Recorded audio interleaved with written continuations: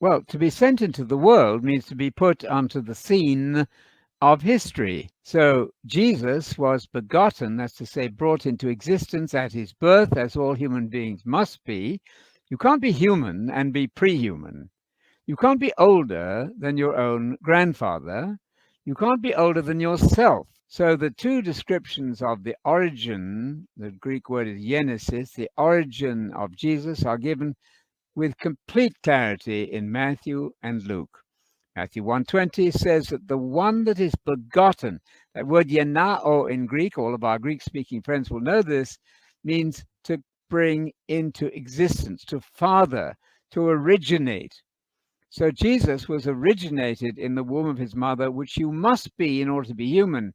If you think you're a pre-existing angel, or much worse, actually God himself pre-existing, you've destroyed the human Jesus, and that's a very serious issue. So I would say he was sent into the world at the moment in which he was conceived. And then later, you might want to say, well, from the moment certainly that he was walking around at the age of 12, he was actually sent on a mission. He didn't do a lot of preaching before that time. But it wouldn't matter. Either at the initiation of his life, Matthew 1:20, Luke 1:35 incidentally says, because of this miracle that Luke reports, because of the miracle worked in the womb of Mary, precisely because of that, the Greek is clearer than your English translations. Not for that reason also, that's a mistranslation in the King James. For that reason precisely because of the miracle worked by God supernaturally in the womb of Mary, and the detail of that we don't know any more than what is given there. That's why he's the Son of God. That's a particularly spectacularly basic, good text for describing who Jesus is. Luke 1:35, c'est précisément pourquoi, that's the French version. It's precisely because of that miracle that Jesus is entitled to be called the Son of God. At that point, he's then sent into the world. As we know, he was, even at the age of 12, perceived to be a kind of Mozart of theology, asking the doctors, the DDs, all sorts of interesting questions. The guy was a genius from the start, totally obsessed and absorbed with the business of planting the kings for the future kingdom. So he was sent into the world, means he was commissioned. And Luke 4:43, I hope everybody knows it. I shouldn't have to repeat it.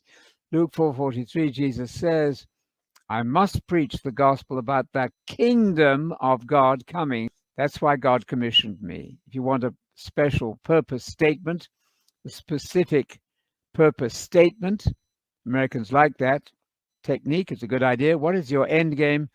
Luke 4, verse 43 is your answer. And I'll add to that Luke 8, verse 12. That's easy to remember because you've got Acts 8:12 is a wonderful specific statement about preaching the kingdom and so on. Luke 8:12, let's add that to your memory bank. Luke 8:12 brilliantly says, in the words of Jesus, when anybody hears the message about the kingdom, the gospel of the kingdom in Luke 8:12, the devil is there ready to snatch away that word of the kingdom from their hearts, so that what? They may not believe and be saved. So believing the gospel of the kingdom is the critical, crucial issue for salvation. So Luke 8:12, Acts 8:12, and Luke 1:35 are going to be verses you will use all the time in your personal efforts to discuss and persuade other people of these great truths.